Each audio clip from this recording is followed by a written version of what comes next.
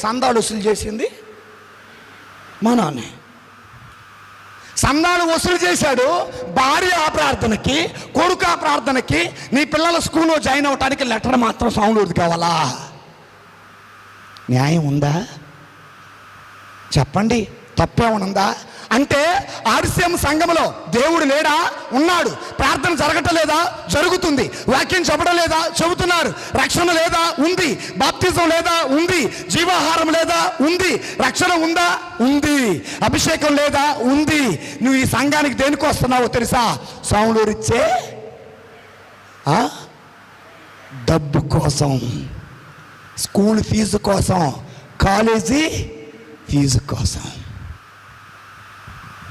కనుక సంఘ విద్రోహ శక్తులు ఎక్కడున్నారు? గట్టి చెప్పండి.